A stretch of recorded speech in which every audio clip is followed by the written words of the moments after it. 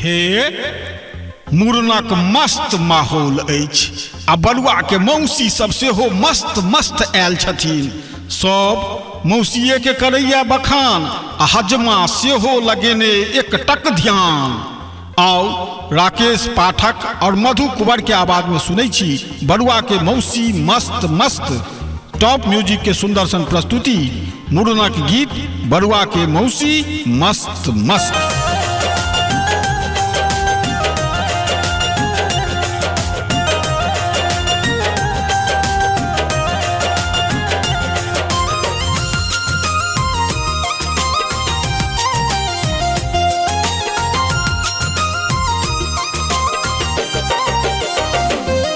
बरुआ के मौसी मस्त मस्त, बरुआ के मौसी मस्त, बरुआ के मौसी मस्त मस्त, बरुआ के मौसी मस्त। नहीं हिनकर कोनो जोर जोर, मुखड़ाला बैठन गोर गोर।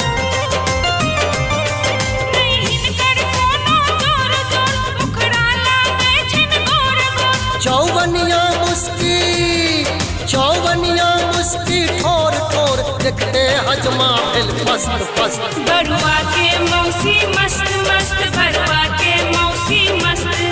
बरुआ के मौसी मस्त मस्त, बरुआ के मौसी मस्त।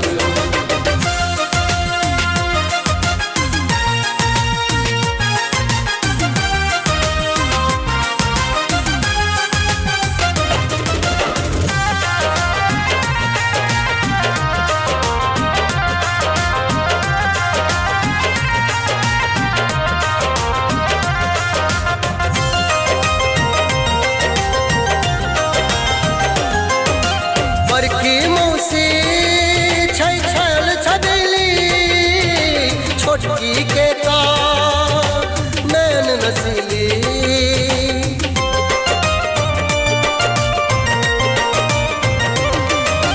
बड़की मौसी छै छल छदेली, छोटकी के का नैन नसीली।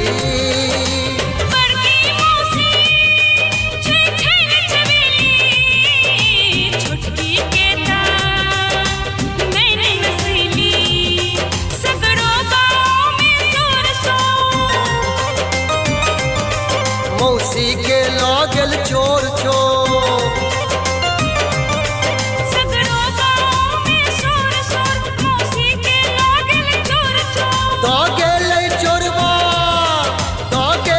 चोरबा भोरे भोर, हजमा के बड़का कष्ट कष्ट। बरुआ के मौसी मस्त मस्त, बरुआ के मौसी मस्त।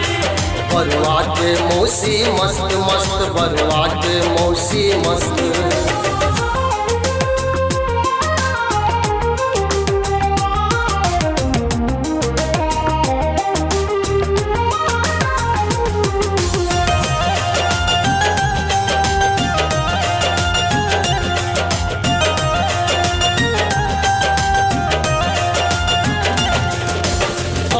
सबका भेलै दीवाना, मौसी के नहीं कोनो ठिकाना।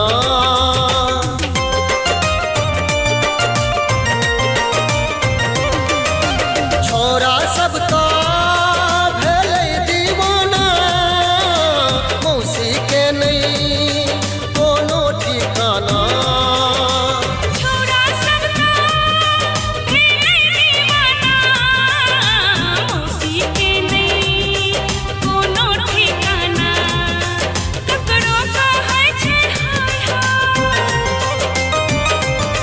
ककरो कहै छै बाय बाय,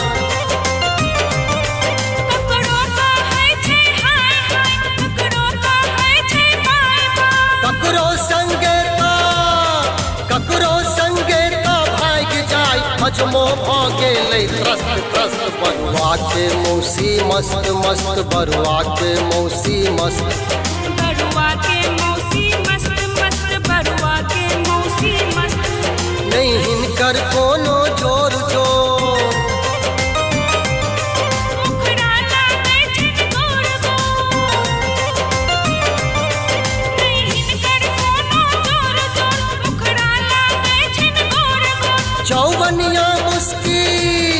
चौवनिया मुस्की ठोर ठोर देखते हजमा भेल पस्त पस्त बरुआ के मौसी